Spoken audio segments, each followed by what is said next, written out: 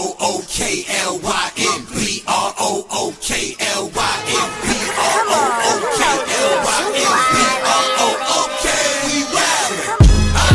Okay, we wildin'. Okay, we wildin'. Okay, we wildin'.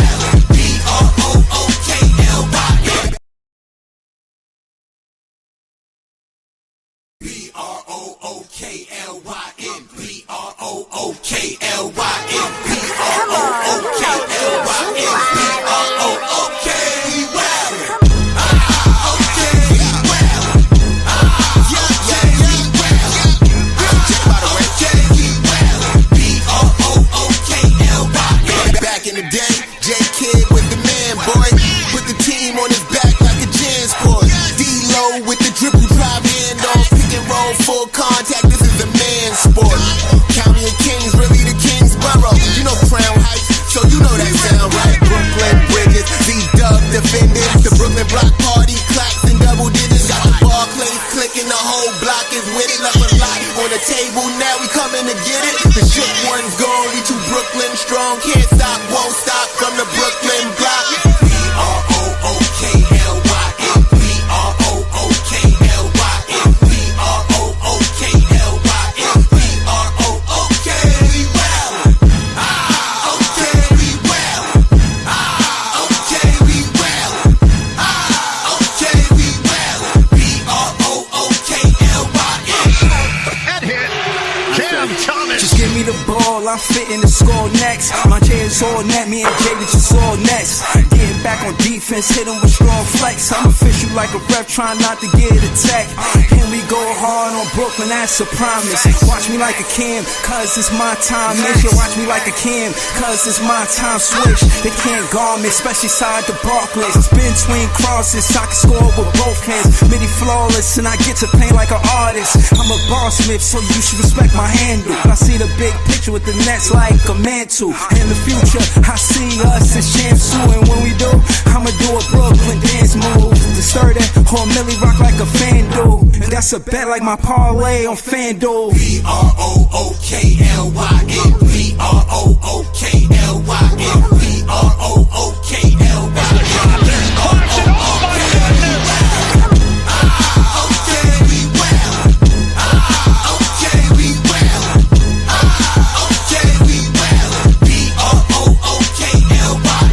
When you establish a culture, that's where you do.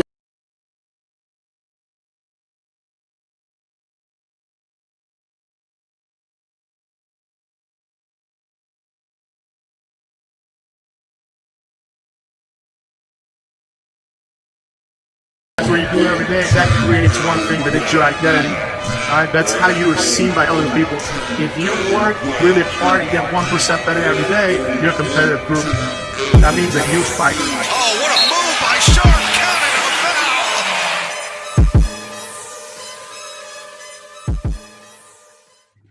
B-R-O-O. Yo, it's Big Fan Breezy with the Brooklyn Nets vlog back in the building.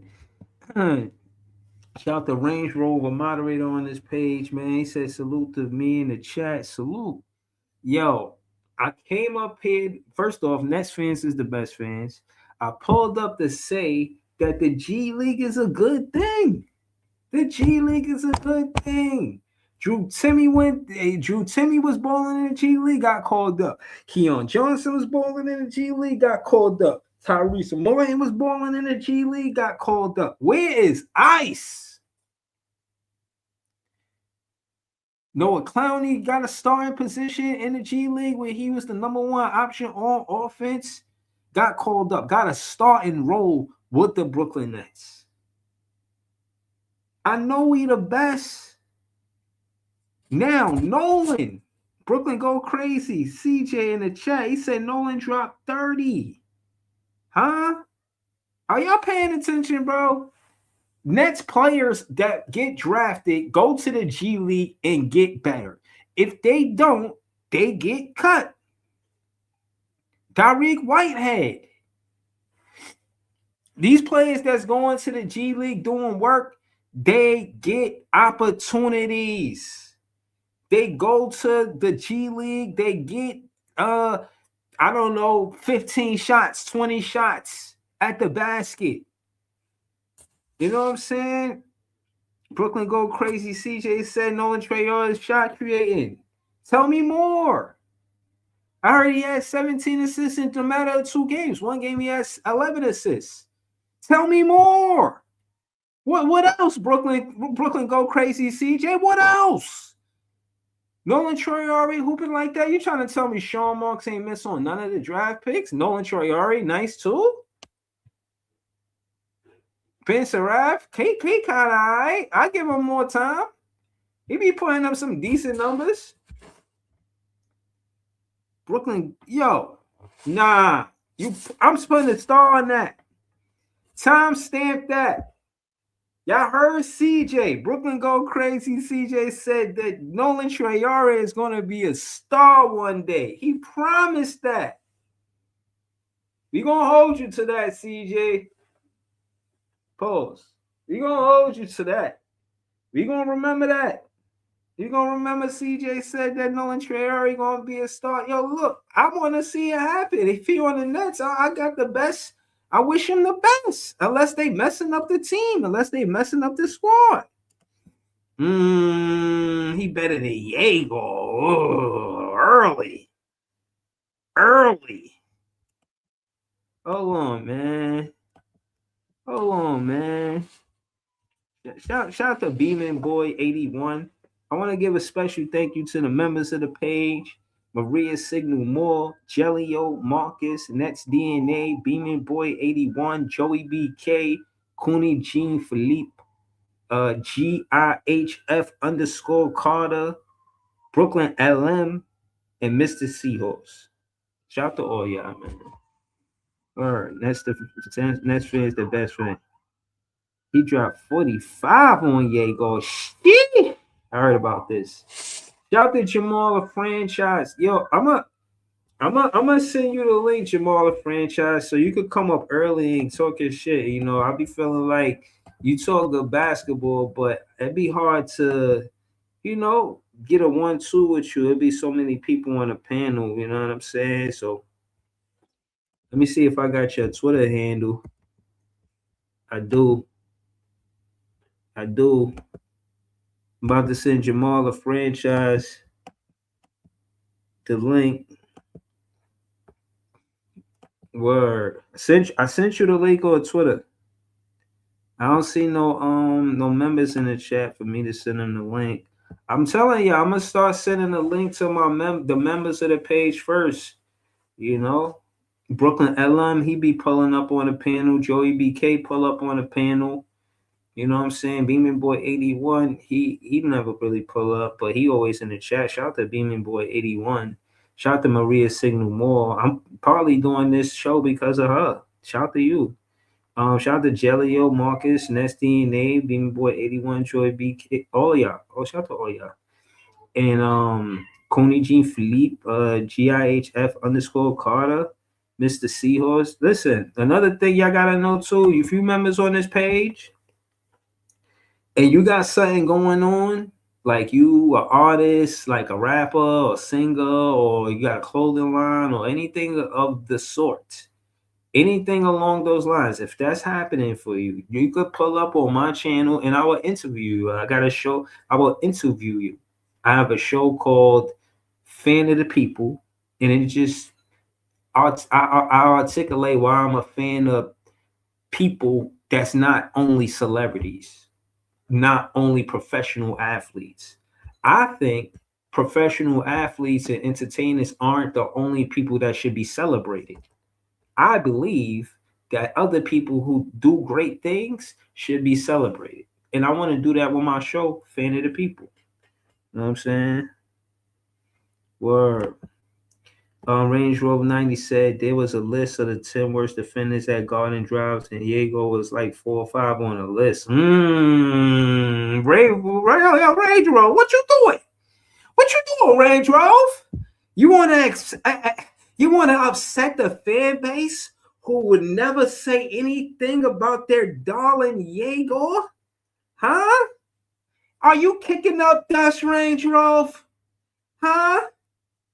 Listen, Nets fans is the best fans because they get to say how they feel. And then we talk about it. We not being disrespectful. He pulled up a stat. I'm going to tell you how I feel about it. Bro, for one, I'm going to keep it real with you. That's some of that plantar fasciitis. That's some of that. It's hard to stay in front of. It's hard for him to stay in front of some players because of the foot.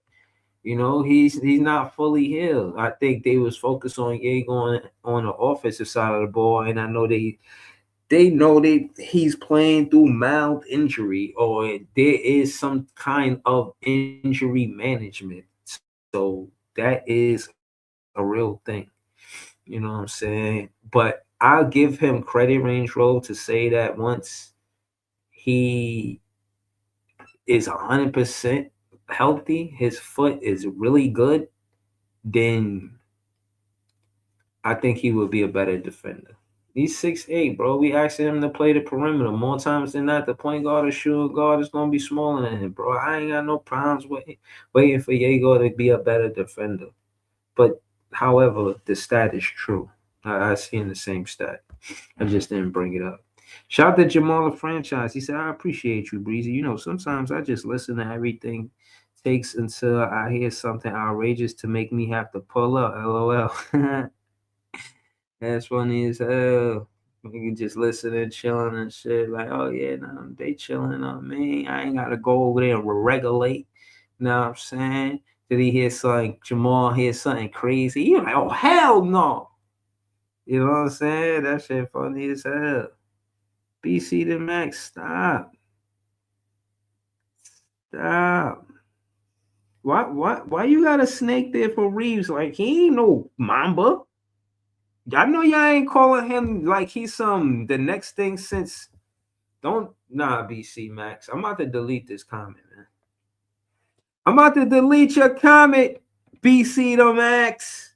I know that snake don't represent Reeves like he Kobe Bryant.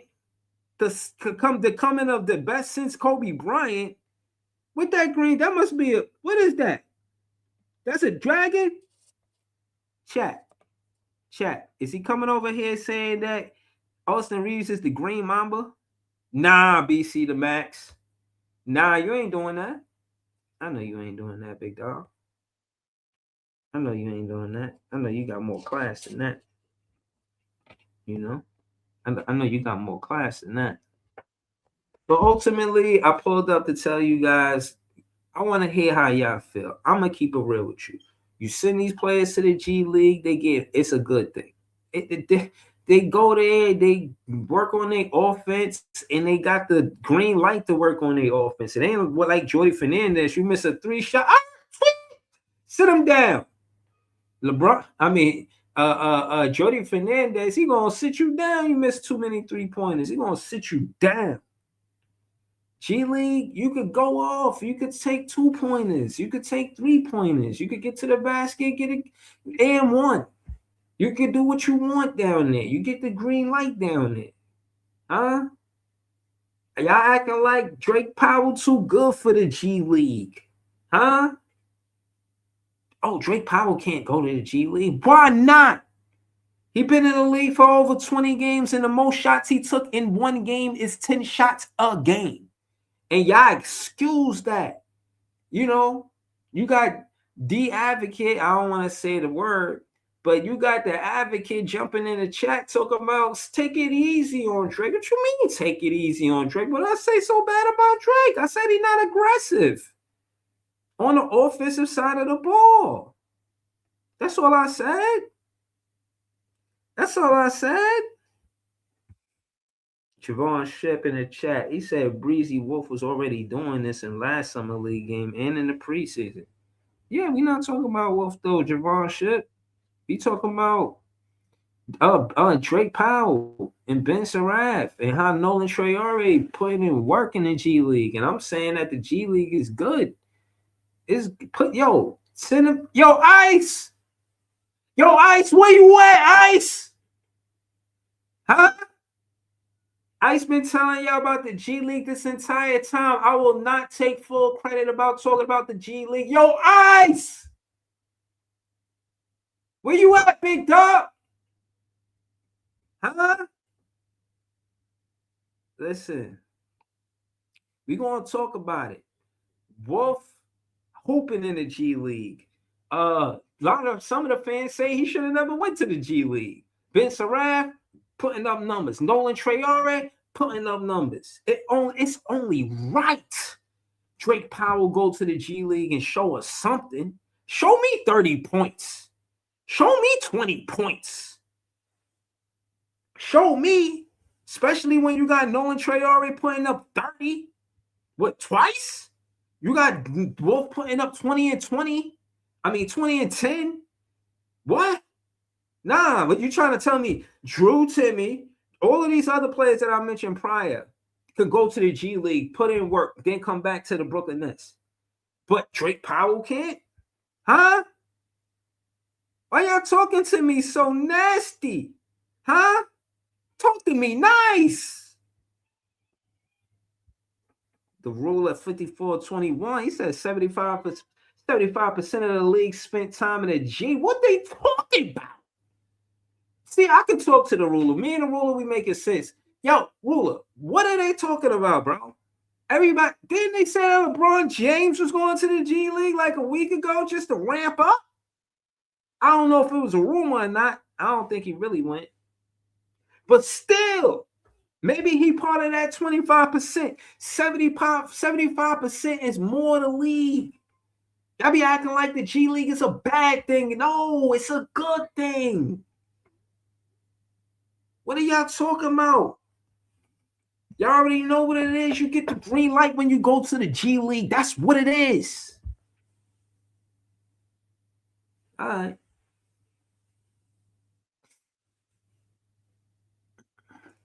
Y'all gonna hear what I'm saying.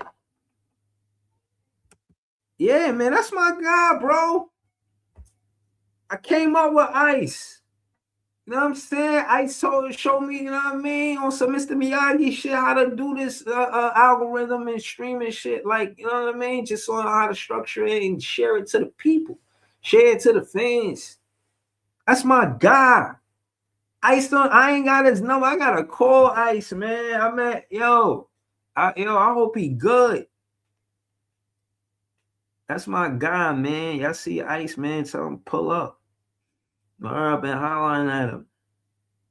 Shout out to Javon Ship, the ruler, Range Roll, Brooklyn Gold Crazy, BC the Max, Beeman Boy, Jamal the Franchise.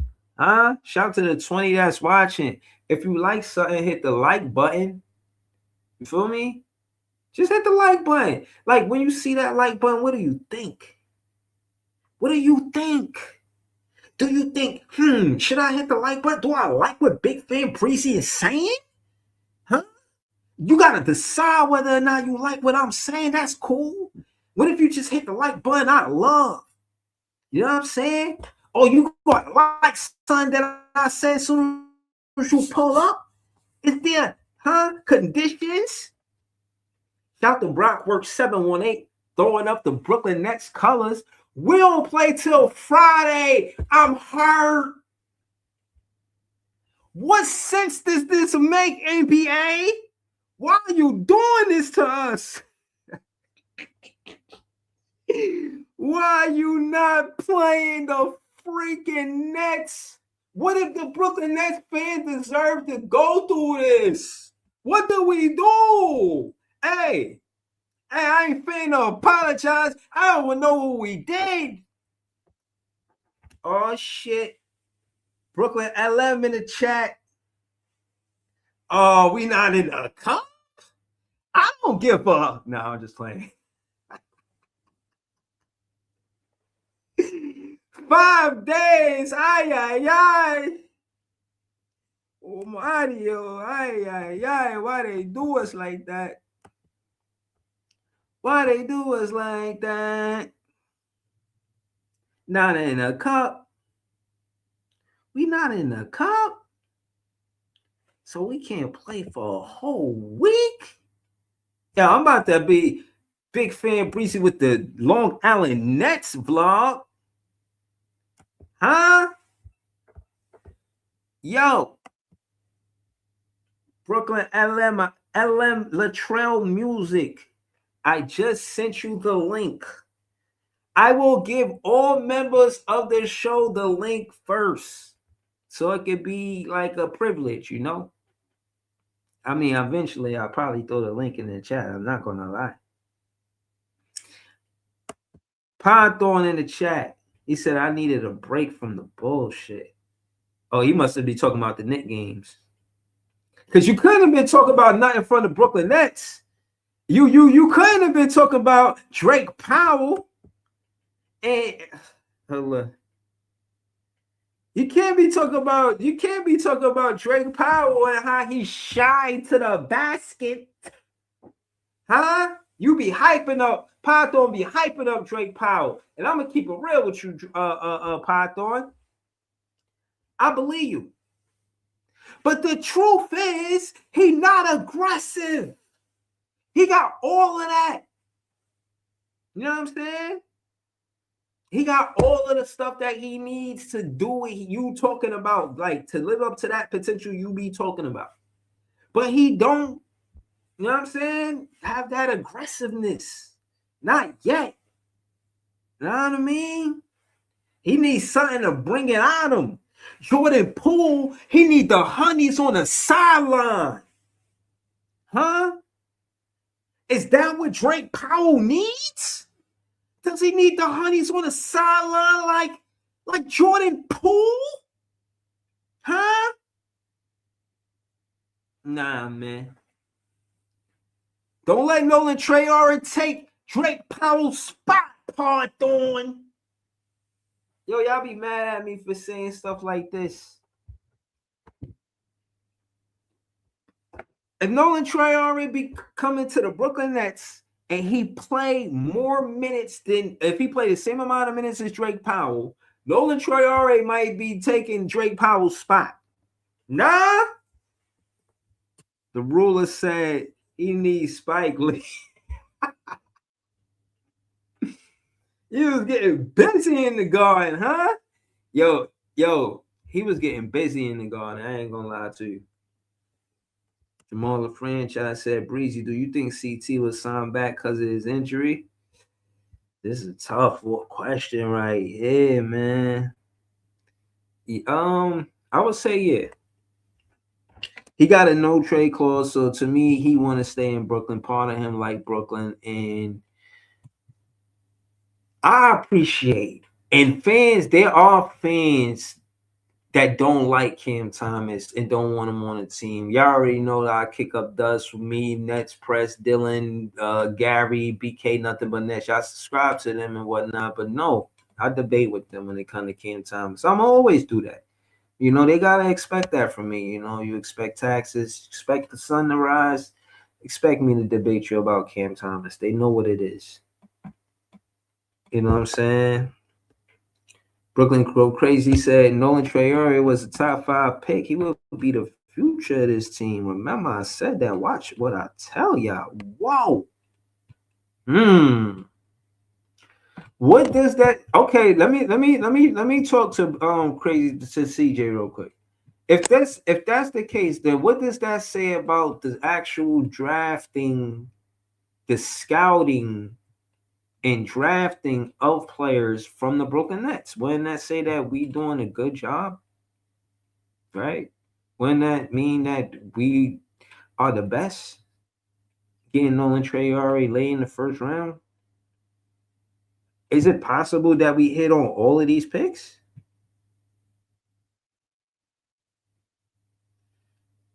You know what I'm saying? Okay. CJ said, East Brooklyn go crazy. CJ said, Ice know that's my guy. Yes. All right. That's what's up. Come on, Python. What is this, bro? I'm not going to utter these words, man. You know, I know that's his favorite artist and all, but I don't know. Python, you don't like what's happening? This doesn't, you know what I mean? You You don't like these you don't like these, you don't like the apples? Yo, Yo, Brooklyn, what's up, yo? chilling, man. You know what I'm saying? I just wanted to send you the link first because you became a member. I really appreciate you becoming a member of the show. You know what I'm saying? Because you definitely was here before I had 1,000 subscribers. You know what I'm saying? Oh shit! As soon as I said that, he did. That's funny as hell. Not really, but yeah, nah, real talk, man. Oh, there you go. Yo, Brooklyn, LM. What's the word, bro? Nothing, man. Yeah, we got a couple of days off, and we don't got Brooklyn Nets basketball until Saturday. I mean Friday. So you know what I'm saying? But It's a you, hiatus right now. what you think about what I said about when it comes to the G League improving the players, giving them extra reps, extra offense? You know what I'm saying? The number one option when they go there, like, Noah. Well, how you feel about the G League? Do you think it helped the players? I think it do. Like you see with Traore, he getting his reps right now. He looking like he's settling in. Um, it's just I don't want them in the G League forever. Like I don't want them to be there for their whole career, but um, I feel like them being in the G League could give them a sense of, getting their reps up. But I still kind of feel like maybe it builds your confidence, but I still kind of feel like it don't really build you for the NBA. Like it's a bad rep that comes with, you a G League player. Like I don't know. It's just I just don't know about them. I don't mind the G League. It's just I don't mind the players staying there forever. Like you keeping them there for the whole season. Like bring for Wolf. I don't think he need to be in the G League. Like I think it's clear cut that he is more NBA ready than the rest of them. Traore look like he's heading into himself. Bring him back up. You know what I'm saying? See how he do. Get some run. He dropping 28. He dropping numbers down there. Bring him up and let him get some burn. Let him see how Right. how he work in the NBA. Right. But Drake Powell I saw Drake Powell got sent there. Um, Me personally, I think Powell just need to work on the aggressiveness, and being more aggressive. Like that's Right. really the main thing. But in terms But of skill set, I that's think he's good. right. But that's what I was saying about the G League. They get the green light. I was saying that this about Cam Thomas, but he was in the summer league when I said it. But case in point, he had the green light, and I think that's what's happening with these players when they go to the G League, bro. Like, bro, these are serious numbers that Nolan Traore is putting up. It's like, shit. We would love you to do that on the Brooklyn Nets. Let's call it what it is. Nolan Traore is in the G League, averaging 18.8, shy 19 points, 2.7 boards, just shy of 3 rebounds, and 6.2 assists, bro. Bro, if he doing this in the NBA, this is what's up, bro. Y'all heard CJ vouch for him first. You know what I'm saying? Y'all heard CJ. He first round, 19th pick from France, Saint Quentin, France. You know what I mean? All right, shout out to Quentin. I got a brother named Quentin. Let me see. See, I like him already. I got a brother named Quentin, and he's from Saint Quentin. Saint Quentin. So yeah, I like. He's cool. Now hold on. This is what the stat I wanted to show you, Brooklyn LM. Look, he's taking 14 attempts a game. Now, realistically, we don't know how that's going to pan out for him on the Brooklyn Nets, but when you say get burned, Brooklyn LM, how many shots a game you want him to take?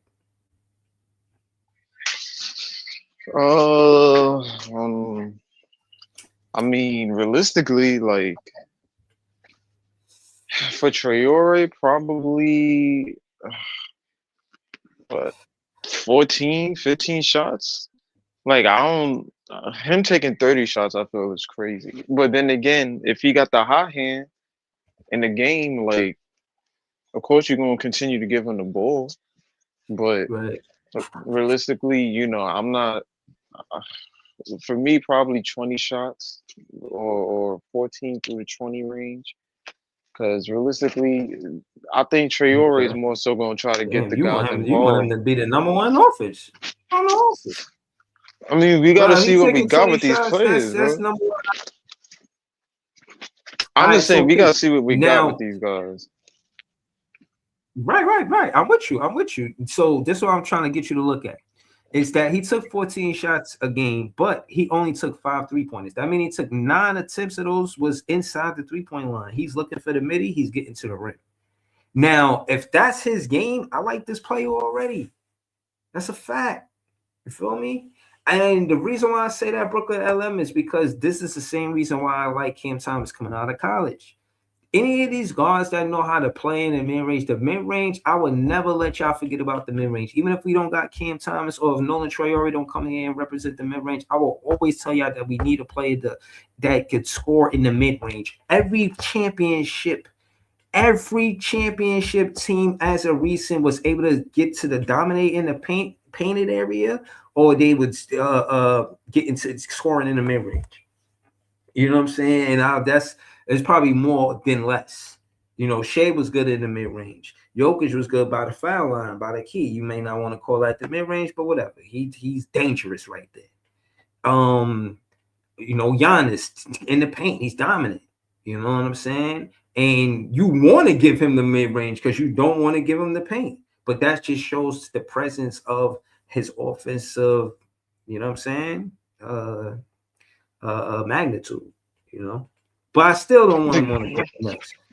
The key to being, I feel like, a good player is you got to be like, you got to have a balance. You can't just be a 3-point shooter. Like, even Steph got a mid-range. You know what I'm saying? Like, Steph can take a mid. Like, you got to have a balance. Like, all this stat sheet, this nonsense they trying to do of, the mid-range is a bad shot. Like, I feel like that's corny. Like, if a shot is there in the mid-range, you take it. Like, it don't matter. Like, I never understood that, but the reason why I'm like that Brooklyn LM is because it's only a 1-point difference. You feel me? If you were stepping back to shoot a 5-pointer instead of a 2-pointer, then I'll be like, all right, fuck that mid-range. But no, it's only a 1-point difference, Brooklyn LM. You see where I'm tripping? Yeah, I mean, let's see, he balling in the G, but I just think that he got to get more reps in the A, and see what you got with these guys, man. Like, rather if Traore is the point guard of the future or if it's Diego, like, let them battle that out. Let them see, get a feel and see, who's gonna be the point guard of the future. Like, I like Diego, but if Traore coming up here doing what he doing in the G, I say, we got comp. We got some competition in there. But I mean, I'm not gonna sit there and be like certain spots and solidify for certain people. Like, you gotta go out there and prove it. But let him come up here and I think he's getting some of his confidence back is the thing. I think some of his confidence is ramping up. Like, this is a guy that was a top 5 pick around this year, heading into this last draft. So, I think some of that is there. You can still see some of that. He's one of the fastest people in the NBA, going from up and down the court. You see, he's getting to the lane more. His jump shot look like is getting there. Yeah, I say bring him up here. If you're gonna send Drake Powell down there, bring Traore up. You know what I'm saying? Like, see how he work with the rest of these guys. You give him 28, I'll say give him like 28, 27 minutes. You know what I'm saying? Let him go out there, let him run point, see how he works with Yegor. Put out a Yegor and Nolan duo out there and see how that go. See how they operate off each other. Or put up a Nolan and Wolf duo out there. See how Wolf and Nolan work together. You know what I'm saying? I want to see that. For sure. And I'm gonna use that shit every chance I get. Yeah, shout out Wolf to got his everything. own fan base in Brooklyn, man. I Facts. will say that. Word. Wolf is getting the most notoriety. I see on YouTube they making YouTube videos about Wolf, man. Like they saying, yo, he's the Nets unspoken. He's the Bro, he's Nets such an easy, underrated likable rookie. player, bro. Yeah, he a 7-foot guard. Yeah, Like bro, he's the you can't ask for easiest, more from that. bro, bro. I'm not gonna lie, bro. I'm not fitting be long winded. We got everything Brooklyn Nets. John on the panel. Shout out to him. Follow his handle on X on Twitter. You know what I mean? But we talking about Nolan Traore, John. You know what I mean? And I'm gonna just start with this because I know you always defend Drake Powell. Drake Powell going to the G League, in my opinion, is a good thing. How you feel about it? Hey, listen, like LM said, we're on a little vacation. I mean, our month of December is like our easiest schedule of like the whole year. We only play 9 games. So, the thing is for regular season, that's on a stop because of the play-in tournament thing. But for Long Island and the G League, there's still games to be played. So if he wants these guys to get a few minutes there to train and all that, fine. It's good for their development and production, and it keeps them busy instead of them just waiting, sitting, and doing training, because their minutes, they're still trying to work their minutes up. So I understand why Jordy did that. But you look at Drake Powell's numbers, they're not bad in 16 games. He's got 48% field goal percentage, 36.4 from 3, 94.4 from free throws, 1.8 rebounds, 1.1 turnovers. Like, those are solid numbers. John, let's keep it going. Let's keep it going. How many shot attempts a game in all of that? Yes, the shot attempts aren't good. 6.3 points per game. That needs to be up. Yeah, but here's the thing, though. You know what's interesting? I'm looking at the comments of Nolan Traore. The offense and the assists are great, but still, what is he not going to be good at? Defense. And Drake Powell, look what we see from Drake Powell in a limited sample size. He's not been afraid to guard some of the best guards in the NBA. Cade Cunningham, Desmond Bain, Anthony Simons. Like, defensively, Drake Powell has been so solid, and you've seen the offense in spurts. Yes, you want you. But what I'm saying is, you making this. You looking for a debate. I'm saying he going to the G League because he needs to be a better offensive player. You cannot be in the NBA taking minutes from Nolan Traore, for example, when he's out in the G League hooping, and the G League has proved to be a solid system. It worked for Drew Timme, Nolan Traore. I mean, it worked for Drew Timme, Cam Thomas, even, right? It worked for Noah Clowney. It worked for Tyrese Martin. It worked for Keon Johnson. It worked for, I might be forgetting somebody, but I just gave you 5 players right there. Bro, John, I'm telling you, Drake Powell going to the G League, he's going to come back a better player. But that's just it, though. He's already a good player because he has defense and athleticism figured out. But here's the thing, though. This new era, it's not always just about the offense. You need to have other intangibles. No, because respectfully, Breeze. The crazy thing is, Drake Powell. Why do you think he's sending him to the G League? You don't see the common denominator? The common denominator is that you get the green light on offense when you go to the G League. That's what I'm saying. It's going to make him a better player. It's not a bad thing. It's a good thing.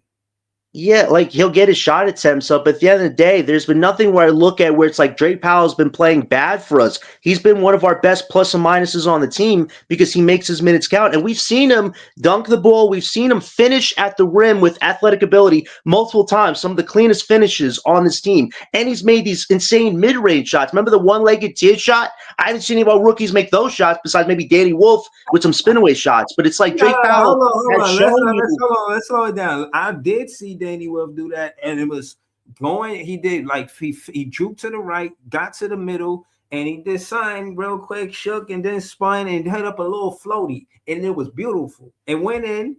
So let's slow it down. Wolf also has a floater, not just Nolan Traore. And I heard the hype before the season about how Nolan Traore had the best floater. I don't know. I'm not giving that to him after what I see Danny Wolf did twice. I see Danny Wolf do a floater.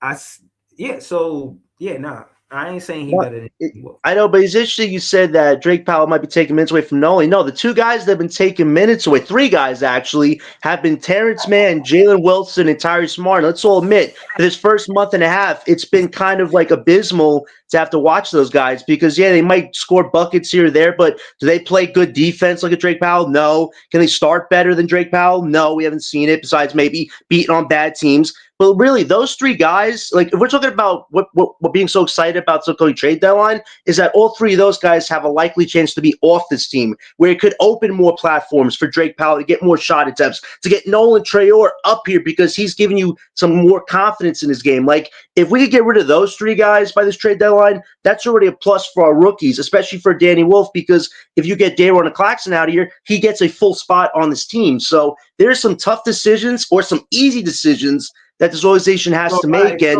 it's not Drake Powell that's holding Nolan back. It's the fact that Tyrese, Wilson, and Mann are holding the fort right now for these young kids who should be getting the burn right now.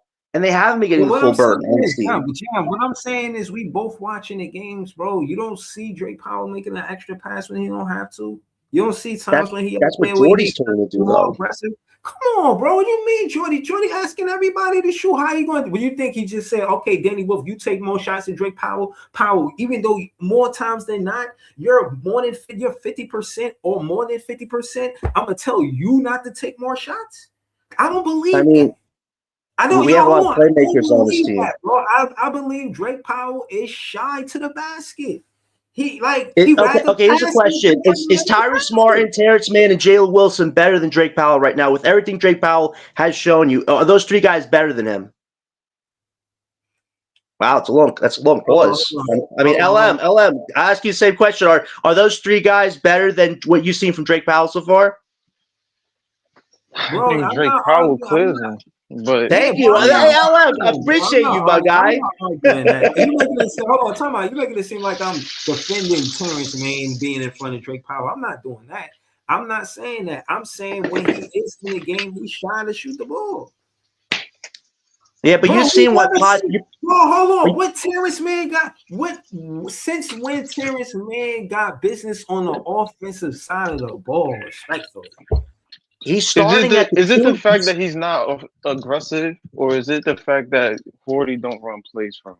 Exactly, and that's what Podthorn's been saying on Twitter, is that they're not using Drake Powell right. Because Drake Powell's shown you he can score. He has a great three-point shot. The fact that he's over 35% from three, that's a positive for a rookie right now. Most of our rookies have not always been good at shooting three, so that's a positive. It's just the opportunities have been few between. Time out. If we all agree that Jordy Fernandez was an assistant coach for the Sacramento Kings and he's seen Sabonis play, and he was an assistant coach for the Denver Nuggets and he's seen Jokic play, then we all know that one of the favorite plays by Jokic times is Jokic, which could be Wolf in this situation, Drake Powell, which could be Aaron Gordon in this situation, play the corner three. You get the Wolf getting a lot of attention.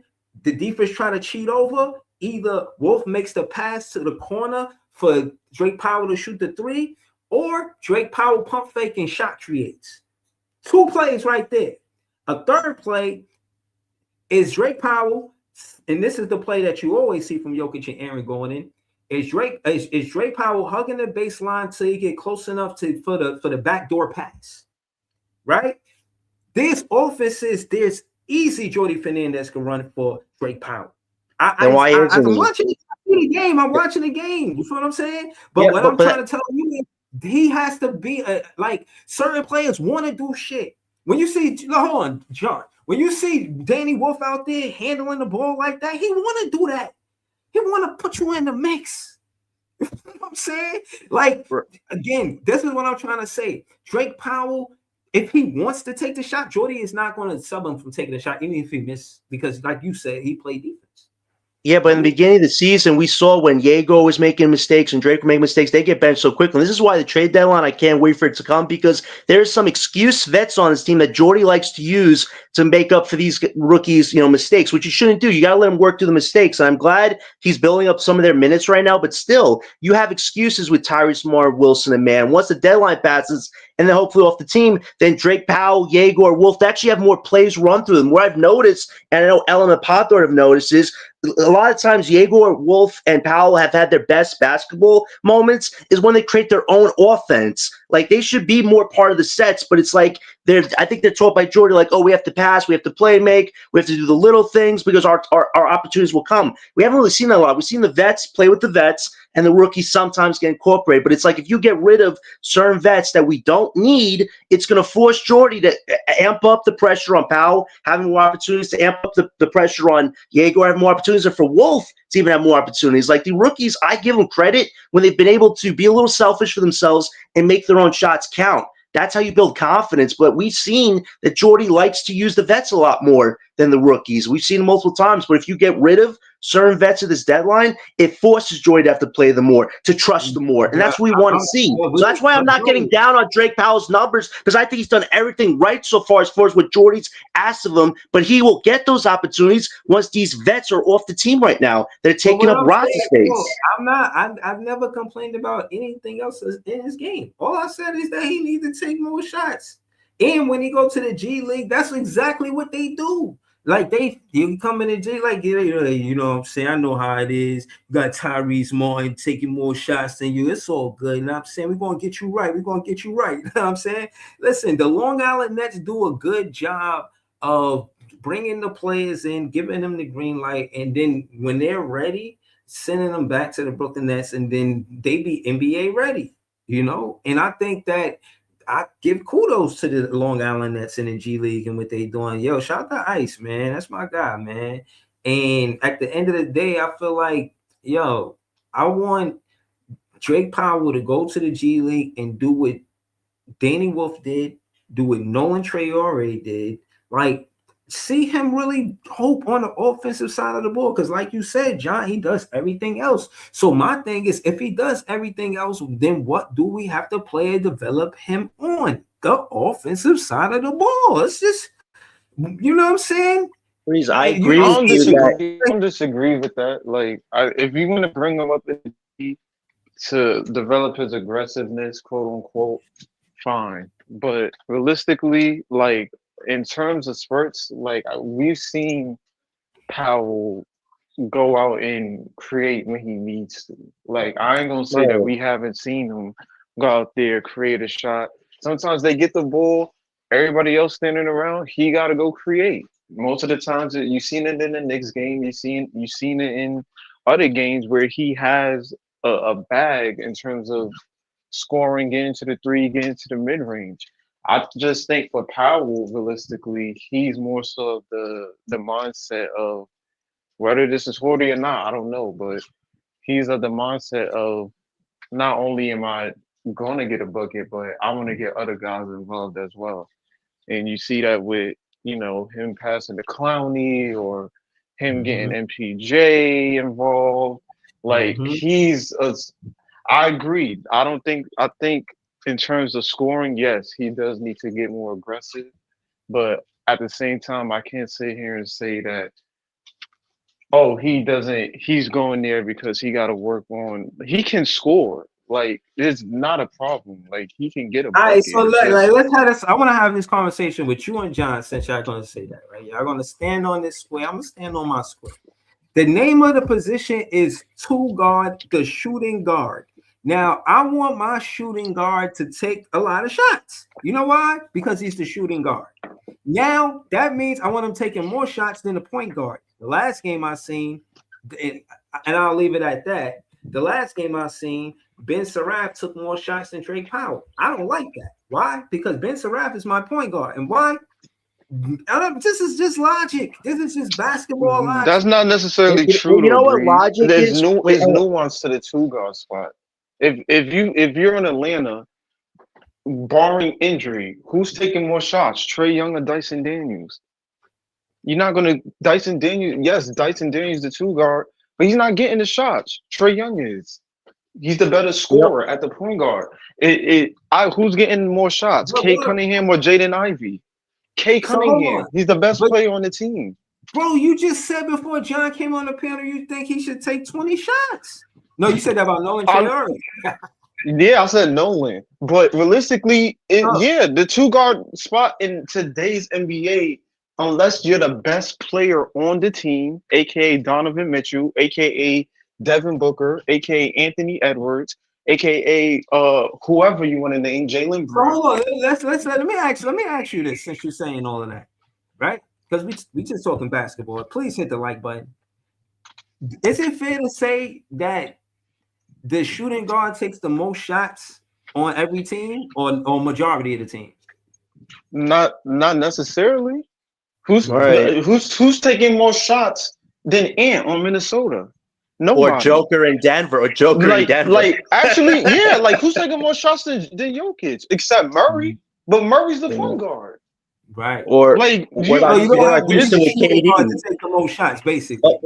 Don't forget that's Houston what with I'm saying. KD It as well. depends. Like if you want to use San Antonio, he's injured, but like who's taking more shots than Wemby? All right, so Nobody. hold on. Let me say this. Let me say this last thing. We gotta go to you and John.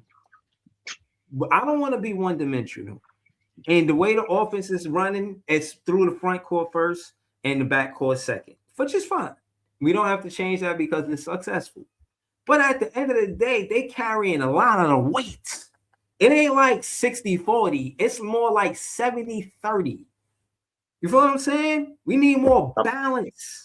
I'm glad you brought that up, Breeze, because I was going to have a counterpoint to that. Listen, at the end of the day, we talk about logic. We should have started Drake Powell and Yeager in the backcourt weeks ago. This stuff with having Tyrese Martin at the 2, having Terrence Mann at the 2 and the 1. Like, those two guys, you can't give them fake roles on this team over your rookies. Like, that was a huge thing that was hurting Drake Powell's development, taking the next step, because I want to see what a backcourt of a Yeager or Powell can be. I think offensively it could be fun. I think defensively they could balance each other out, but we haven't seen the opportunity yet. So maybe we'll see that very soon once some of these vets get traded. But my point, what you just said, was about the burden. Like, listen, Jordy's whole strategy the last few weeks has been riding the offense a lot through MPJ. Let's call it what it is. MPJ's dropped them.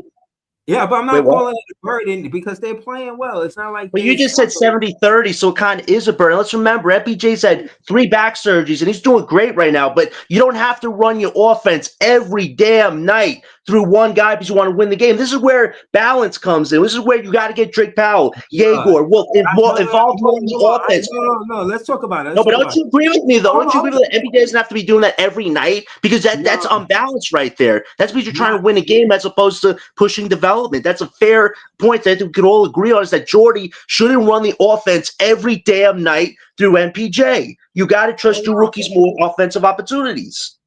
Okay, so what opportunities you talk about? Because my thing is, it's clear that MPJ is the number one. And him getting the most money, they're gonna do that. This the same conversation y'all had with me about Cam Johnson taking more shots than Cam Thomas. And the same conversation y'all had with me about Mikal Bridges taking more shots than Cam Thomas, about the money. He's making $40 million. You trying to tell me that with the opportunities, they're a better number one option? And the fans don't want to see that. It's about development. Hold on, bro. You seen it. I don't know if y'all seen it, but there's a Nugget fan that I think he pulled up on a panel and all that. That was like a week ago. He pulled up on like 3 days ago, even not even a week ago. He pulled up and he was talking about how he came as a Denver fan, but he followed MPJ to the Brooklyn Nets, and that's how he was in the chat because of MPJ. Fans coming from Denver because of MPJ, bro. It's obvious. Of course they have to go to him. Now, again, you saying it like Wolf didn't take 18 shots. That's the most shot attempts he had. Know that. Ben Saraf. Yeah, but he's been very confident. Hold on. Yeager took 16 shots. Ben Saraf took double-digit shots.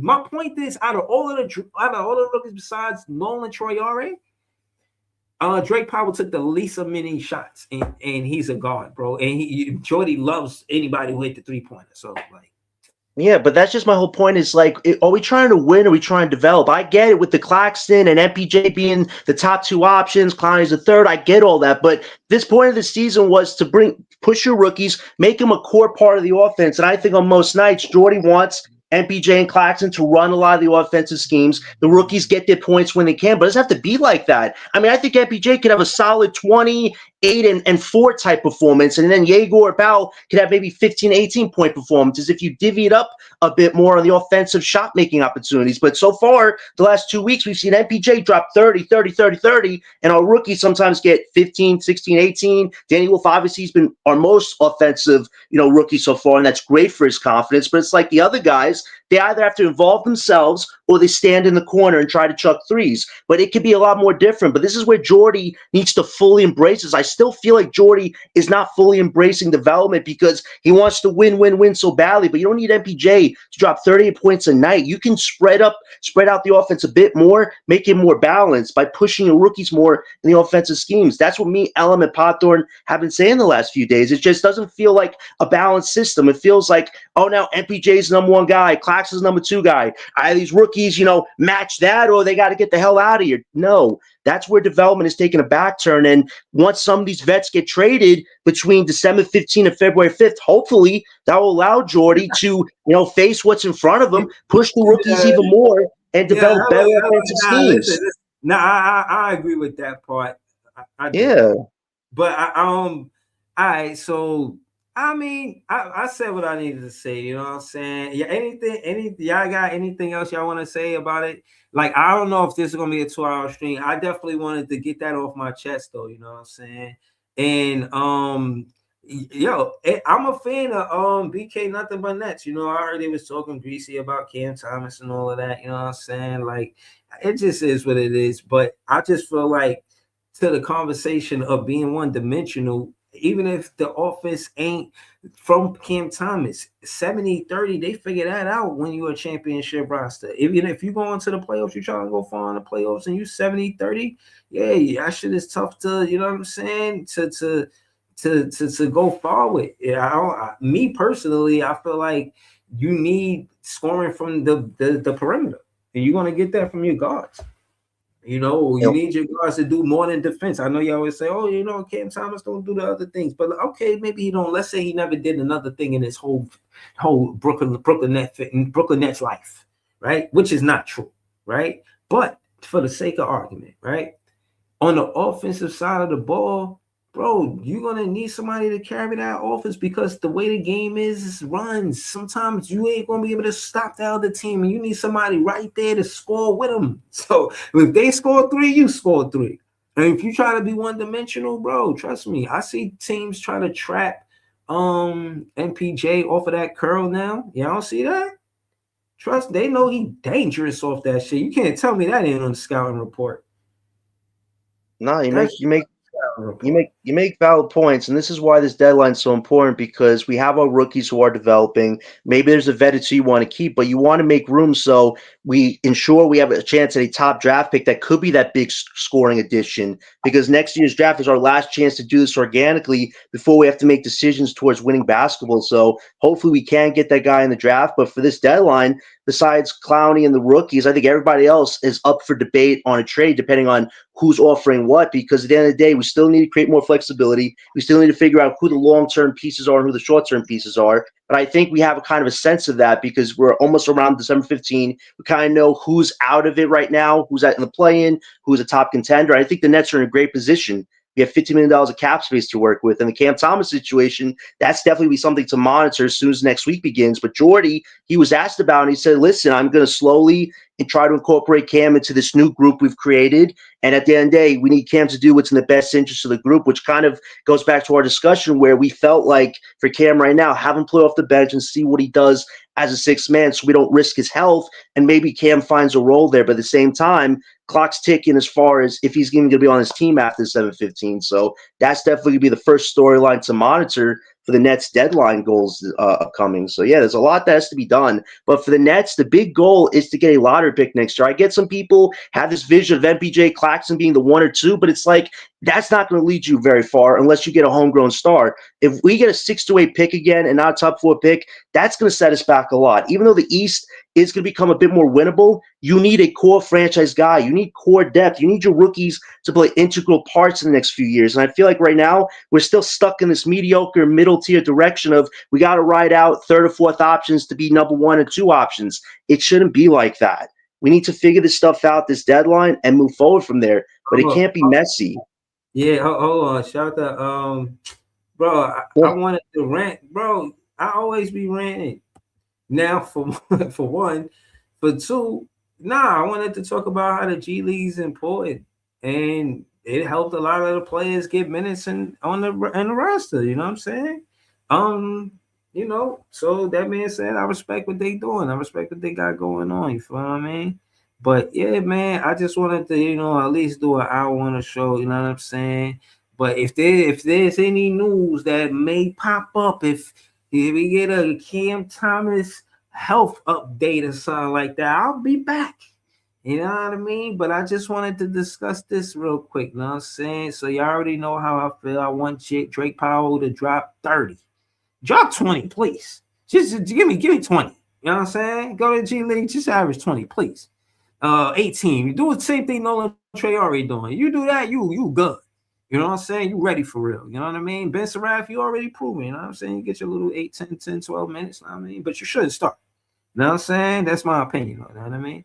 But shout out to all the Nets fans. We the best fans. You know what I mean? Shout out to the Brooklyn Nets. I hope y'all relaxing. Hope Cam Thomas is healing up. Shout out to Brooklyn LM. Definitely we want to get an interview. I think he does music, definitely does poetry, you know what I'm saying? Shout out to John. If he got anything going on, I definitely interview him. You know what I mean? That some things people just keep to themselves, but I'm just letting you know I got a platform for that. It is called Fan of the People. A special thank you to the members of the page, Maria Signal Moore, Jellio, Marcus Nets DNA, Beeman Boy 81, Joey BK, Cooney Jean Philippe, GIHF _ Carter, my guy Brooklyn LM, and Mr. Seahorse. You know what I mean? Shout out to the panel, Brooklyn LM, and everything Brooklyn S. John. Shout out to Range Rover and the rest of the chat. Y'all already know what's up. Please hit the like button, share this. Creme de la creme, run tell the next friend. We're going to be back soon, real soon, if it's a Cam Thomas health update. Other than that, you know what I'm saying? Notorious joins the panel right before I click off the show. Oh, it's all good, man. Just in Yeah. time. Yeah, Notorious, man. Before we leave, man, they sent Drake Powell to the G League. And you a member on the page, bro. So I gotta at least go through the title with you, know what I'm saying? What you think about Nolan? I mean, not Nolan. What you think about Drake Powell going to the G League, him and Ben Saraf, but more Drake Powell? I'm not tripping about it. I mean, we don't play until Friday, so I mean, it's not a bad thing. I mean, just get them out there. The more reps they get, the better. You know what I mean? It's not like we playing anytime soon, so I don't think this is nothing to really look into, or you know what I mean. Yeah, Personally, that deep. yeah. I think that he only took 10 shots at the NBA. You got Drake Powell. I mean, you got Nolan Traore in the G League taking 14 shots a game. You see the numbers Danny Wolf was putting up in the G League. I think this is seriously going to improve where, John will get his justice, or Jordy Fernandez just bust open the locker room door and say, listen, Terrence Mann and Tyrese Martin, you will never get another minute over Drake Powell. Let's go. Well, I mean, he sent those two down there for a specific reason, right? I mean, he didn't send Diego and Wolf, so obviously, you know what I mean. I guess he figured they need the extra work. So Nah, that's facts. That's facts. Yeah, But can I yeah, just address Range Rover real quick? He asked me I don't talk about Jaeger. I've talked about Jaeger a lot this year. When a lot of people were dogging on him, in the beginning of the season where he was still dealing with the recovery from the posture we got you. fasciitis, I was saying, listen, the guy's going to break out eventually. He's going to get better. And we've seen some games where he was figuring out a mid-range shot. The three-point shot is a huge weakness he's worked on this year. Like, he's made some strides. We all know physicality-wise, he won't be at that level to maybe second year. So he's working through a lot of his struggles, but he's acknowledged them, and he's shown a great maturity and focus. And even through bad games, he has moments of brilliance. So I think Yegor's on the right track right now, and he's not letting the pressure get to him. So I've addressed him a lot on this podcast, but he's in the guys know. So I definitely think Yegor's on the right track right now, and at least he's dealing with the adversity head on, not running from it like Mikal Bridges. So there you go. Yeah, Range Road. Yeah. I hope you heard his answer, you know what I'm saying? Because Yo, that was valid, you know what I mean? What up? Hey Breeze, did you see the little podcast that the Nick players had? They was trying to throw shots, and Mikal was on there. You talking about some recent shit? Yeah, you ain't see Yeah, I that? saw it. I saw it. Yeah, about they was making Oh fun of Mikal nah, because he was on Brooklyn. I ain't letting that shit slide. Where, bro? Where you been at, man?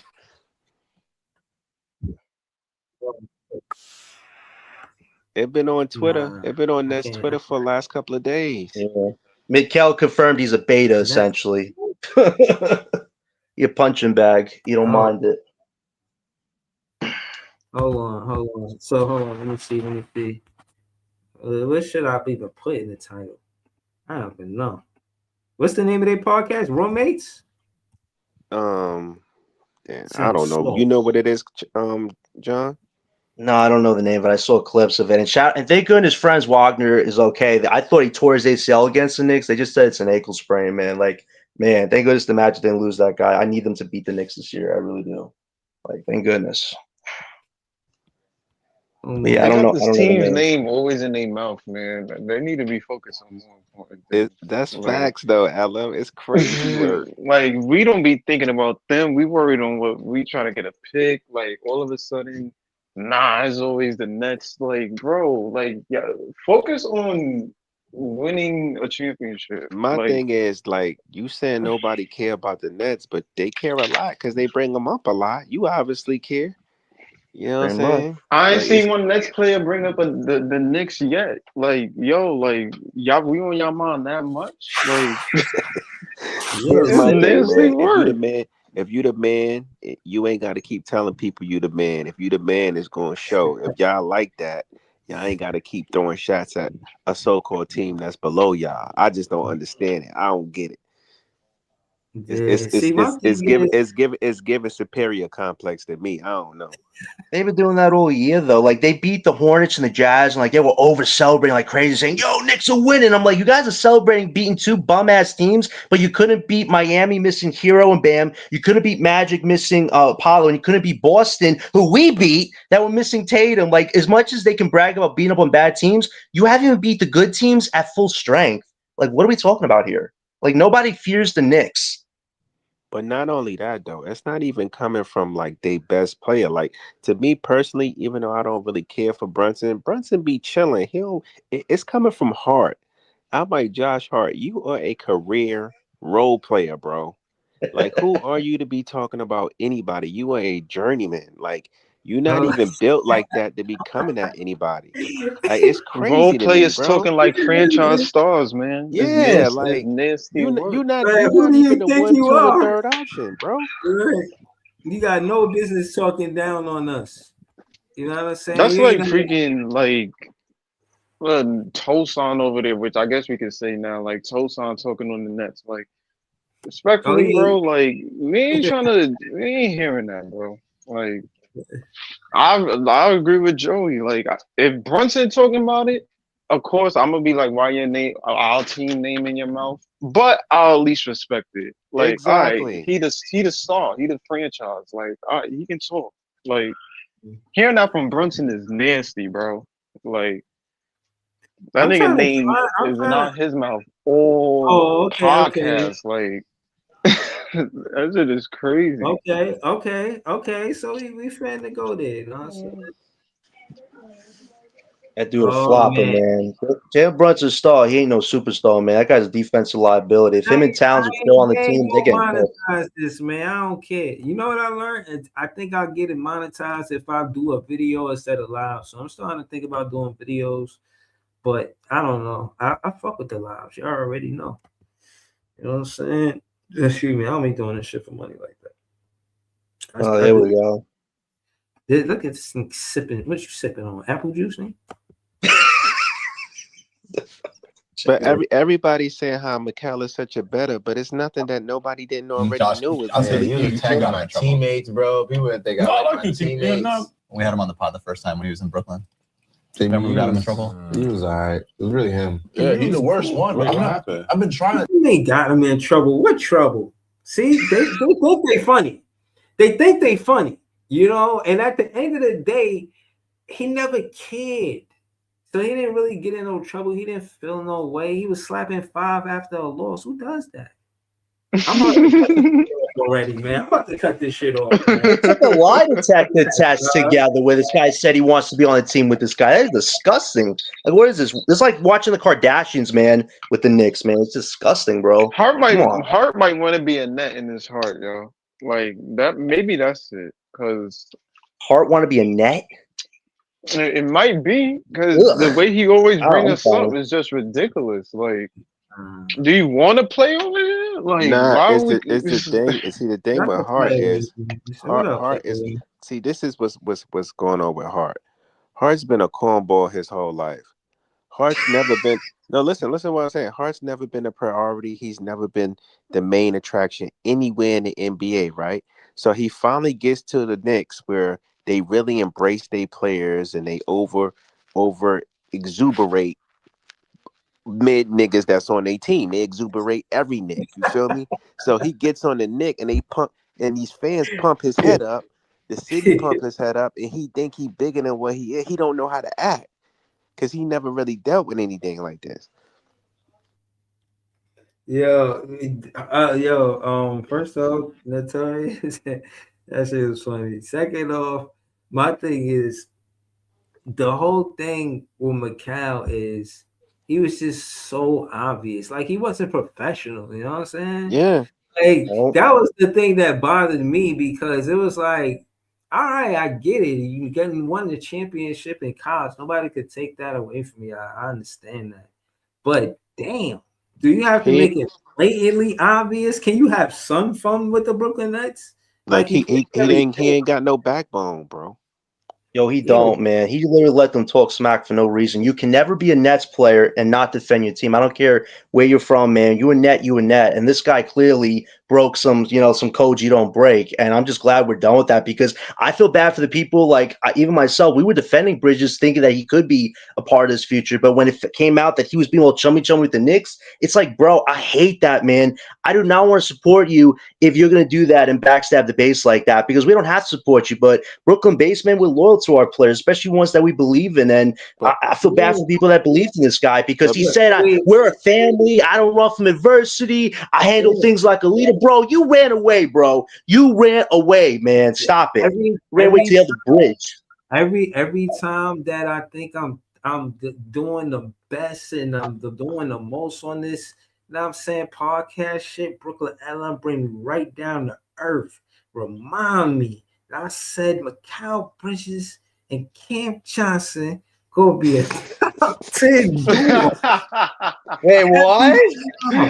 Yeah, bro. Yo, every time I be talking my shit, you know what I'm saying? I mean, the people. And listen, there's a whole backstory to that. The backstory is that he really pulled the 3-card Monty.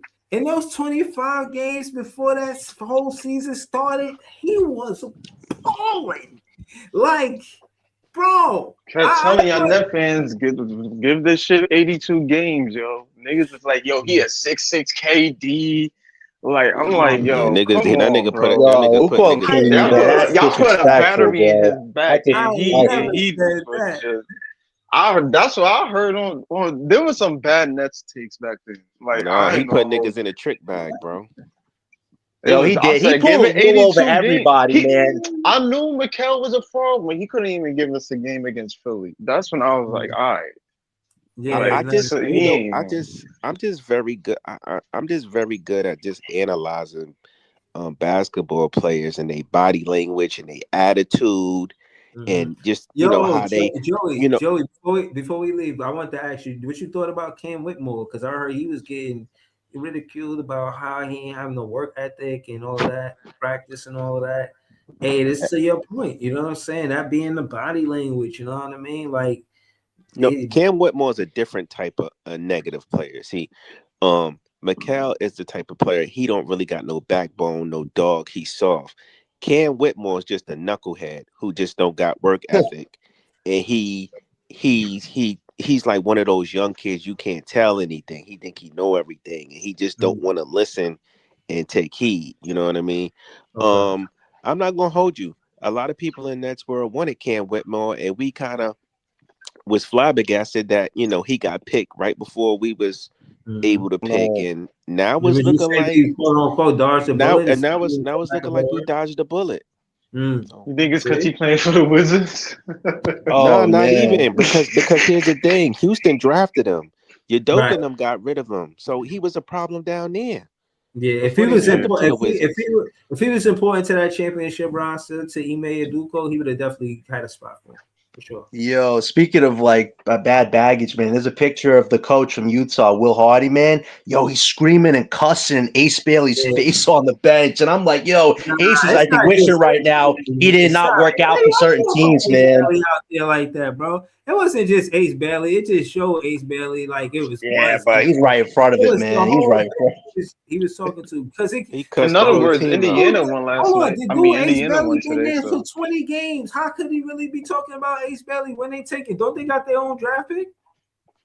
I think Utah? no, it's protected. It's protected. Remember, OKC has it, but it goes OKC to got their Utah pick, if yeah. it falls within a certain range. So Mm-hmm. they could have a So pick or could not have a pick. But like that's my whole thing. Like so I agree with Cam Whitmore, Ace. Some of these young guys, like they think they have it all figured out at a young age when it comes to the pros. But it's like there's a system, there's a process. You have to do it the right way, or else that stuff follows you. It's unfortunate that even Cam- Cam Thomas, for all the good he's tried to bring this team, he gets put in it for like different reasons. It's just you have to learn the system and the ways, But man, or here's the else thing, you're gonna though. fight an uphill battle. I think you can't group Cam with them. Cam Whitmore is just coming off as a player that's uncoachable. You feel me? Yeah, He's coming out. And, He's coming I up. get. Yeah, I get what Joey's saying about the not wanting to be here. When the player don't want to be here, you could feel it, and it was even worse with McCall because he wanted to be right across the bridge without rifle. Like at the end of the day, so it was like it's one thing if somebody got a bad attitude, you kind of chalk it up to it's between them and the franchise. You know what I mean? Whatever. They ain't got nothing to do with us. Nah. He wanted the Knicks fans to root. He even tried to up the Knicks fans and complain he missed the free throw because the Knicks fans threw him off because it was so many, just insulting us. And it was just like, bro, the audacity. We gave you the number one option. Even if you didn't want it, you can't have gratitude to say, look, I got a chance to see how it feels. But that goes to show you, Breezy, he was never built for that. He was never built for that number one option. And I hate to take the conversation this way, but this is something for y'all guys to think about. I know we talked about, hey, and I love MPJ. I think he's a good player. Now, the way Mikal put us in the trick bag, I got a question for y'all. Do y'all think that same thing is going to happen with MPJ, or MPJ is going to be more consistent? I think you got. I think it's different. I think it's different. Like Mikal was on the team where we wasn't trying to tank. Like it was a team where we were trying to see like, yo, let's give Mikal 82 games. Houston had our pick, but at the same time, it was like, let's give Mikal 82 games and see if he can lead us to a play-in. Like we wasn't necessarily going out there trying to tank to get a top pick. Like it was, yo, we got to compete because Houston got our pick, and then he failed at that realistically. So. Well, MPJ, he balling out on a bad team, but at the same time, you got to give credit where it's due. The guy's going out there bullying, whether it's for his trade stock or whatever the case may be. Like he's showing that on another team, or whether it's a good team, I could be a valuable second or third option. Like my question, LM, is: do you think that? I get what you're saying. The scenarios were totally different between the two players based off of where the organizations were at when they first got here. My thing is, do you think MPJ numbers will dwindle, or is like fluke, or you think he's going to stay consistent, or he'll have barring injury? ups and No, downs, I think but he's he'll be going to stay consistent. somewhat consistent with his play. I think he'll be consistent, barring if he don't get injured, I'll see him staying consistent. You know what it is? I think it's different motive. Yeah, I think it's different motivations. I think he's more motivated to show that he could be the number one option. He really cares about being the number one option after being behind Jokic and everything like that. He do feel motivated to prove that he can be more than he was in Denver. And I think Yes. that's the main difference that I like about MPJ, the Absolutely. competitive side. Perfect. You You hit know it what on I'm the head, saying? Breezy. You hit it on the head. It's mentality and motivation, right? The thing is, Word. when I see MPJ, you can tell MPJ wants to prove people wrong. He wants to go out there and prove he was more than he was in Denver. When Mikal is here and we gave him the number one option, he played good for those 27, 28 games. But when shit got rough, he looked like he never really wanted it. No, that's very true. That's very true. And I will say this, MPJ is the success you wanted when you trade for Bridges because MPJ has the experience of being a third option, kind of like Mikal temporarily did when he had to play more minutes. But MPJ's taking a few steps further just what he's giving you offensively. And I noted the stat with you the other day, Joe. He's got 4-point-something assist numbers, which I think the highest in his career right now. That's huge development for him. I think what MPJ's done is put us in a great position where we have a lot of options to consider. Whereas with Bridges, we didn't have a whole lot of options. We were desperate to get some type of star to play with him. And now with our team, we have young players we drafted. We're developing at the young core. MPJ could be, a standard bearer, a part of that in some form or fashion. Can he be a number one option consistently for multiple years? I don't see it. He could be a secondary option if you have a great number one next to him. But primarily, if you do resign him in 2 years, he could be a third option for the next 3 to 4 years of the prime of his career, which I think works for you. I just think we have to take it year by year and see how his body feels because I appreciate this about MPJ on his podcast. He was honest with us that, listen, this back struggles, they're real struggles. I put in work every day before I step up on the court. And afterwards, I have to see how I feel. So I appreciate the vulnerability there because it allows us to keep this honest. At the end of the day, he could be part of our future, but at the same time, we got to think about the rookies. We got to think about our flexibility and think about what's going to get us to the next level. And I think MPJ at least has given us options. And I would have respected Sean Marks a lot more because remember, Bridges busted into his office, said, yo, I want to go play with the Knicks, yada, yada. You know what Sean Marks should have done? She said, okay, Mikal. And then 2 hours later, this guy's asking to trade to Houston for our picks back. I would have respected the hell out of Sean Marks if he would have said, Mikal, I'd send you anywhere, bro. You're a role player. You're going to Houston. I would respect him. Calm down, man. Let me say this real quick, and I'm going to let Leaf go. If Mikal would have came to Brooklyn, right, when we traded for him, and he was doing the type of shit MPJ is doing now, this fan base would have went crazy. They would have looked at Mikal like he was the second coming of God, bro. Real rap. If Mikal would have came to Brooklyn after that trade and doing what MPJ is doing now, putting up those type of numbers. Yo, if I'm not mistaken, bro, Mikal was averaging 26 for 20 games. Yeah, that's only for 20. Only for 20 games. When he started that regular season, bro, his defense went the other way. That shit stayed in Phoenix. That shit was. I don't know where he left that shit at. But okay, but never in his life he had to play 26 points before, bro. Hold on, let me finish. Y'all don't tell the whole story out here, bro. Like y'all gotta tell the whole story. Bro, I know what I'm doing, bro. Stop telling me what I'm doing. Just do what you're doing. You know what I'm saying? I know for a fact, I know with my own net fan eyes who's a better number one option out of Mikal and MPJ. I'm not here to debate you on that. I know the facts of the matter. Now, that being said, when it comes down to the coach, he's different too.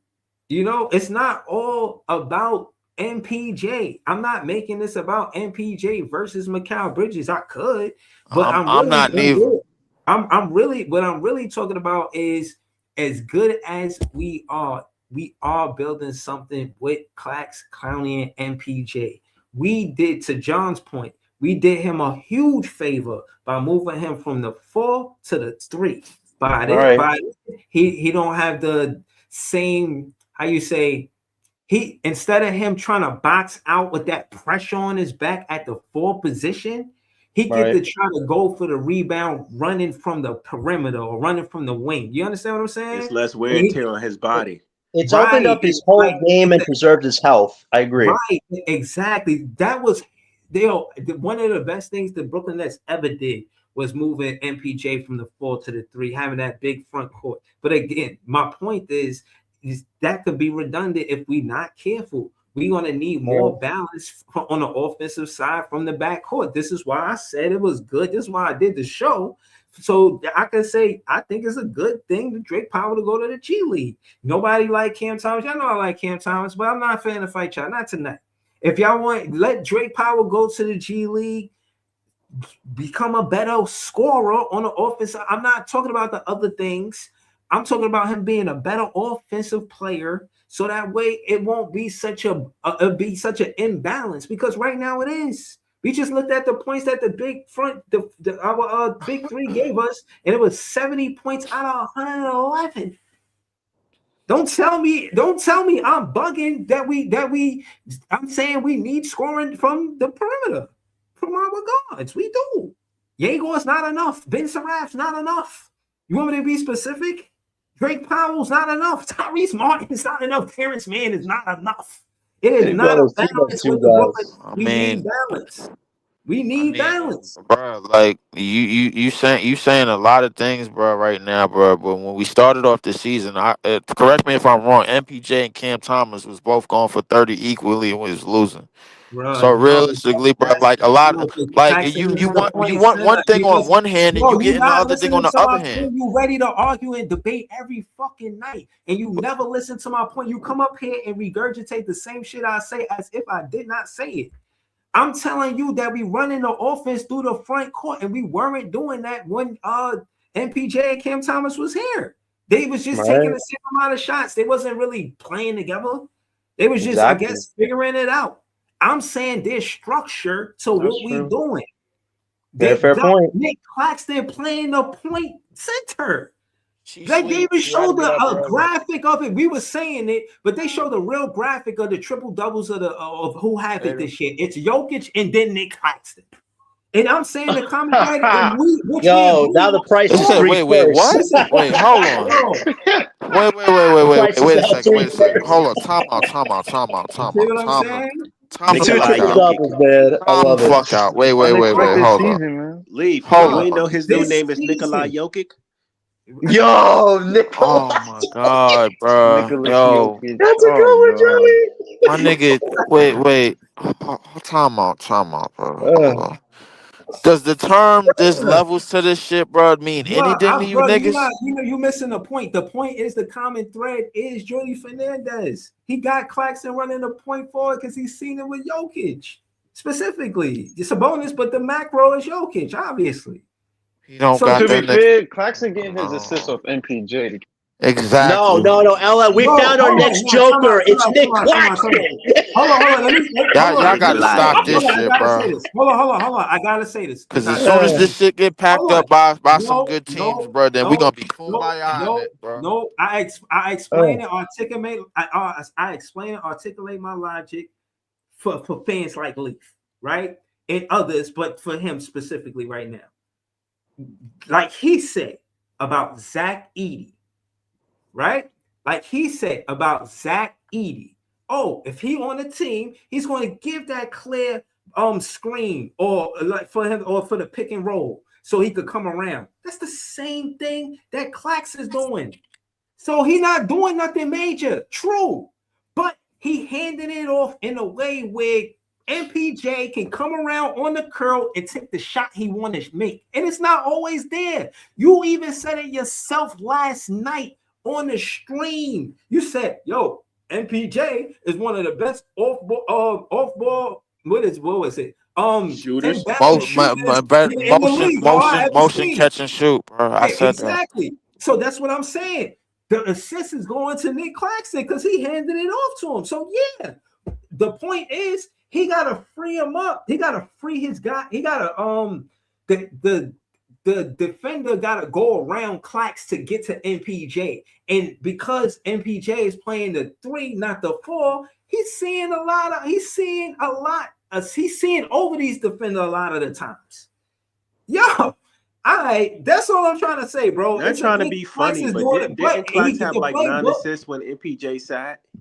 His assist numbers have gotten better, but he's not. But respectfully, he's not a point center. Can I say this one thing? To be a point center, you got to run offense. Like LM said, Claxton's assists, a lot of them come off MPJ shots, and we're running offense too. So I give Claxton props, but it's not like Claxton's distributing the ball to every player on the team being a joker. Danny Wolf is a point center because every time you see him play, making it seem like Claxton's dotting up. Claxton doesn't run offense necessarily. He just finds that what's going on. Yo, hold on, no. What I am saying, Leaf, is more in this, let's call it what it is. We talking the facts of it, not my opinion. He got 5 assists to MPJ. He had 10 assists. So that means he had 5 other assists going somewhere else. So I respect it. Even if he didn't see MPJ the whole game and he had whatever he had in 5 assists, I would respect that. You're a point. We see Jordy Fernandez trying to implement the point center entire offense and it's working through Claxton. Bro, what would you want me to say, bro? I like it. You know what I'm saying? Like, he get into the rim. He has more freedom. Like Jay said, he has more freedom to do what he wants. And it don't have to include the 3-point shot. So I mean, yeah, it's working. We know it's a little inflated, but hey, it's working. I'm gonna keep. Offensively, it's working, but defensively, listen, he's still a liability against the best big. So I appreciate the offensive strides Claxton's made, but still defensively, he's not playing the defensive player of the year, though. That's the thing. listen. I'm gonna be as very calm as I need to be when what I'm about to say. Cook. The next couple of days, bro, is perfect, bro, for in terms of who getting sent down to the G League, because our next game is fucking Friday, if I'm not mistaken. Against Dallas. So against Dallas and Coop, and we did fairly well against the rookies, man. I ain't gonna lie, we jumped a lot of these niggas, bro, like because a lot of our rookies is on 15 minutes, maybe to 20, and then a lot of the high minute rookie players is like on 30, like Cooper and Con Knepp and all them niggas, whatever. Here's the thing that needs to be said, and that a lot of people is not really fixating on the next couple of games against not even Dallas. I say, man, once we start playing the teams that's trying to compete and the teams that's not gonna bullshit around and gonna take us seriously, then we gonna notice. I don't want to hear shit about that Boston game. No fucking more. It's over. I don't want to hear shit about nothing else. I don't want to hear shit else about nothing else. I'm not taking this team seriously, bro, until the real corner Nobody start cares changing. if we win, bro. I know nobody cares if we win. We Right, care if we bro, win. nobody. No. Hold on. We Let me care tell if you. we win, No. bro. You Let know me why, tell bro? you. Focus on Because the trade hold on. Let deadline. me finish my shit. Let me finish my Bro, shit. stop saying you speaking for us, and then you talk about let me. Yeah. Bro. Listen. Let me finish my shit. We care if we win. Nobody else outside of that care if we win. We care if we win. All right, And so the reality of it, bro, like until we start to turn the corner against them better teams, bro, ain't nothing to take seriously here. Ain't a damn thing to take seriously here. Them niggas had McQueen listen, guarding what that I'm nigga saying. MPJ, bro. Listen, what I'm saying How could is he not get 30? This is where we go the other way, bro. I appreciate the player development because I'm not putting pressure on the win column because I know that's not what it is. We already know what they focus on and we know why they focus on it, right? So I'm not tripping. I'm just waiting, right? Now that being said, y'all already know I recapped all 82 games, right? I found the way to get through this, even though I don't like it. I don't call it necessarily tanking because that's not what I'm hoping for. I'm not looking for the loss.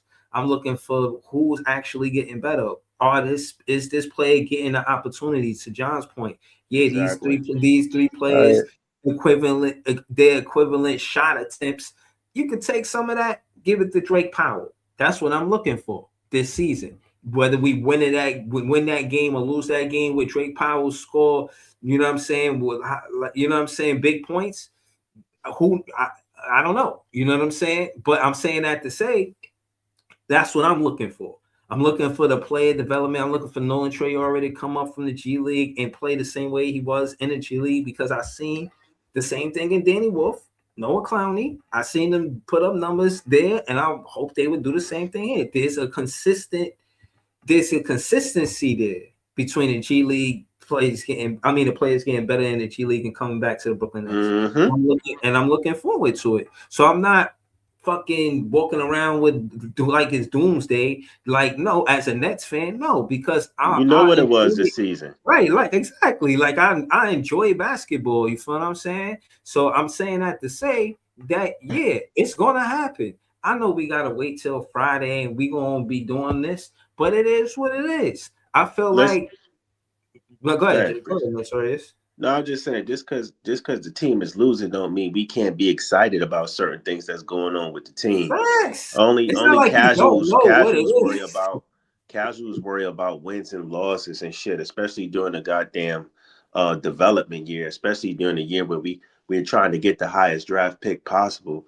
Here's the thing: we want good, hard fought losses. That's what we want. That's a win-win for the Nets. If we so happily get a W and they earned it, so be it. You just gotta fall on your sword with that one. You know what I mean? Right. But we want to see development and effort, and we want to see our younger players getting better.